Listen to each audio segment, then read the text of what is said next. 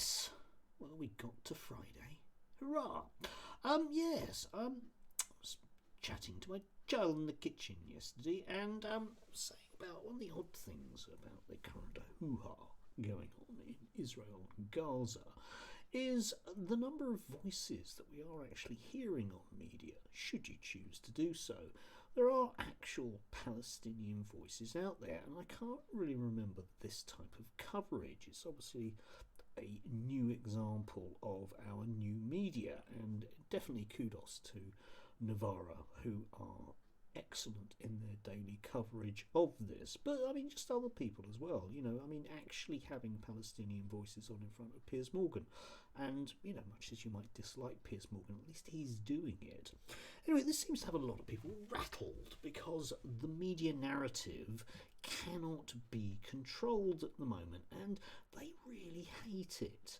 I will point you to, for example, Allister Heath, who wrote one of the most outrageous, you're choosing that word very carefully for reasons I'll come on to in a second, piece to write in the Telegraph yesterday. A man who is totally immune from basically anything to do with the consequences of his own action. If your mortgage has gone up a lot recently, he's one of the reasons for it. Anyway, this piece is as mobs cheer on Hamas, Western civilization is imploding around us. Yes, it's dreadful. That sounds bad, doesn't it?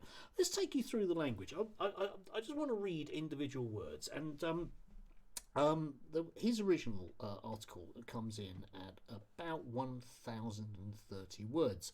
I'm going to read you roughly 10% of this, okay? And it gives you a flavour of just how rattled these people are.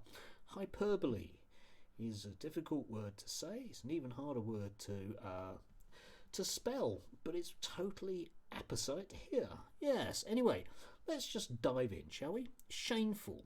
Point of no return, accelerating descent into nihilism and depravity, hate fest, genocidal, that will come up again, cowardly appeasement, loathe democratic values, victim blaming, scapegoating, terrifying, sickening, ugliest, heartless, plight, vandals, wallow in self-righteous loathing. That's a good one.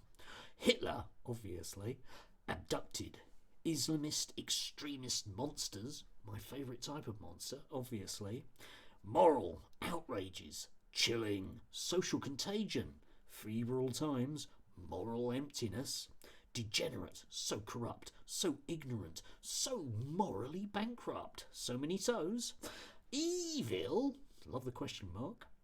Haters, poisoning, broken, disgraceful, havoc, extremist, that one, virus, persecuted, reviled, prejudice, colonial, racist, apartheid, naturally with racist, toxic brew, one of my favourites as well, scoundrels, extremists, obsessive, unhinged, ahistoric, decontextualised and disproportionate. That's a great sentence, isn't it? Concerted demonisation, staggering double standards, non-secateurs or lies. The best sort of secateurs, the non-ones. Rogue, extremist, condemned, illegitimate, totemised, good word. Idiots, genocide, yet again. Murderers, tyrants, genocidal, subtle variation. Hating, propaganda-fueled mobs. The best sort of fuel you can have for a mob, propaganda indeed. And human darkness, yes, well, that's all happening in the world, isn't it, eh? Yeah, I don't know, just that's 10% of the words that he uses.